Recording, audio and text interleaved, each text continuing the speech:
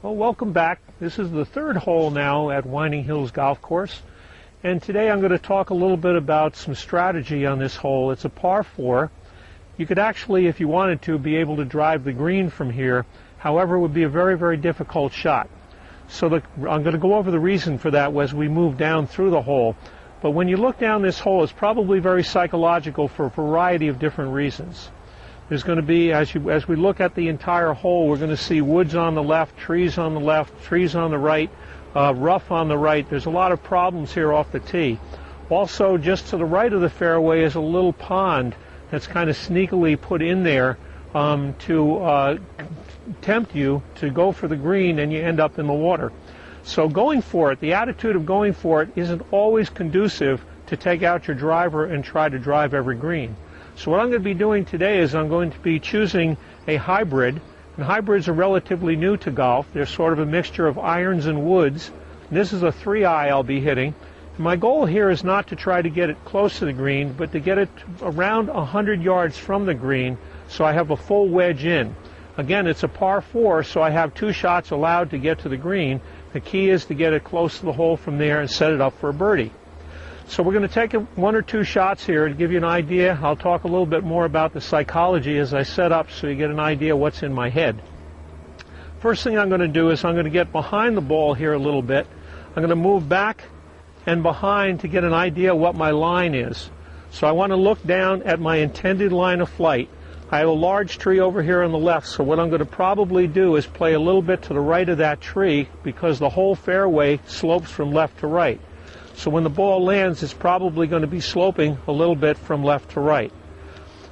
We have one of the maintenance people clearing the course right now, and he's going off, so I'm just going to give him a second. And he'll be disappearing into the woods here. Okay. All right, so let's see what happens here. If I can let this ball, if I can get a nice free swing and allow this ball to go right down the left side of the fairway.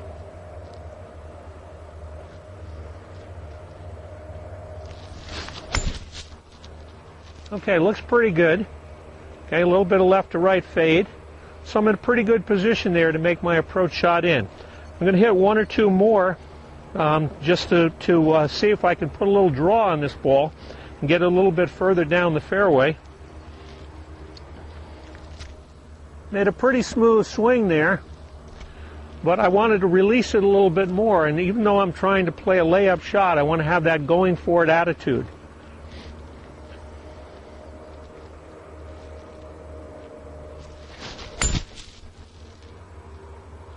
Okay, that's almost perfect. Okay, just missed the tree on the left, let it fade back into the fairway. We should be in pretty good shape. Let's get down and see what we have from here. All right, now we got down here. This is kind of a miracle because sometimes when you're under the pressure of doing a videotape like this, you want to be as good as you can. And I just hit probably one of the best shots I've ever hit on this course as I talked my way through it on this particular hole. And I got down here to the 100-yard marker. To do that, you have to just barely miss the tree on the left. Now, if we pan down to the green here, we can take a look at the situation we have at hand. The green presents a very interesting situation in that it's very narrow. There's not a lot of depth to that green. It falls off severely in the back, so if you go over this green, you got a problem. If you come up short of this green, the bank will carom the ball down into the bunker. Also, if you look a little bit further over to the right, you'll see this pond that I referred to as sneakily placed on the golf course. That pond sucks a lot of people in when they try to take a driver off the tee. I've laid the ball to about the 100-yard marker where I wanted to get to, and I'm going to be hitting a 9-iron today. Normally I'm going to be hitting a 3/4 9. What I normally would hit would be a full wedge, but we have an overcast day. When you have humidity, high humidity, and a density in the air is a little bit higher, the ball has to cut through that density of air which has humidity in it. Try to put that in the back of your mind because that does affect the distance on the golf ball. So if you're out on a very humid day and you're not getting the normal distance you think you should, there is a reason for that. So take that into consideration. All right, we're right in a green light position, what we refer to as a green light position here to really go for it. I have a beautiful shot into this green. The pin is on the left side of the green, which is a lot easier to get to than the right side. So I'm going to try to make a nice smooth swing. the mental obstacles we have here is a bunker on the left, a little pot bunker down just short of the green. So those things are going to psychologically create an effect on you either easing up or swinging too hard or not pulling it left. So we'll hit a shot. Hopefully this will be someplace close to the pin, and then we can talk about the birdie putt.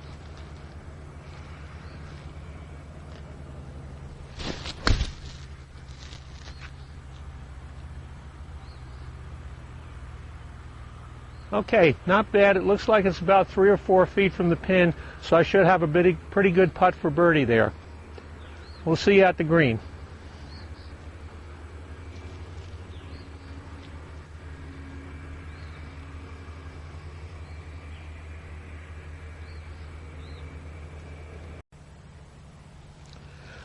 Right, we had a nice shot in here to the green. What happens when you hit a ball to the green, particularly with a short iron, a wedge 9, 8, 7, 6, you're going to make a ball mark, and that's something you should look for. Sometimes it's not right next to the ball. The green will release a little more if it's a little harder. So what I just want to do briefly is go over repairing a ball mark. A ball mark is a little tuft in the grass that's pushed up by the ball as it hits the green and backspins. So the ball mark here is not too deep. What you want to do is get behind the ball mark with a fork. They make these devices to repair ball marks, and you lift it up a little bit from the back, and then you go around it and you push in. You really can't hurt the grass when you're doing this. It's actually good for the grass. It aerates it a little bit. And if you notice, I brought my towel with me. One of the reasons I bring the towel with me, particularly on a wet day, is we want to make sure the ball is fairly clean when we strike it. If there's any dirt on the ball and the dirt gets between the ball and the putter blade, it's going to deaden the strike on the ball. Very important thing to remember. Now the ball came up, looks like about 6 to 7 feet away from the hole. I have a very nice putt that I'll be looking at. So what I'm going to do is mark the ball first. I always keep a marker. They have some very convenient devices now that you can purchase that clip on your hat. Gives you quick access to your marker. So I'll mark the ball, then I can pick it up. Once it's marked, I can pick it up, and I'll clean it with a towel. It's a good idea to have a towel in your bag. I like to use a large, dark towel, black towel. Doesn't show the dirt as much. I don't think a white towel is a very good choice for on a golf course because it can get pretty gross looking after a while. So I clean the ball so I know it's nice and dry. We'll set the ball down.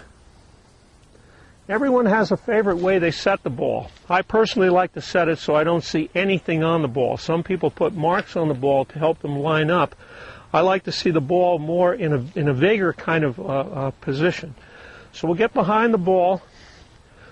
I'm going to drop a plumb bob on this. That's a method of lining up. I'll be talking about that in a future video of how to line up with a plumb bob. But it's going to tell me I have a little right to left break here. Now, because it's a humid day, the green is quite wet. So I'm going to make a nice smooth stroke. Remember to use the mantra, tick-tock, as you're stroking the ball. So I'm putting for birdie. I square up the putter first, then I set my feet. Take it back on the tick, let it release on the tock. Tick-tock. Looks pretty good. Got it. Made my birdie. Okay, so we're going to go on now to the next hole. I'm doing pretty well so far. I'm 1 under par for 3 holes at Whiting Hills. Might be a record pace today in going through this series. Who knows? But we're having a lot of fun out here, and I want you to do the same. Thanks for being at the 3rd hole with me.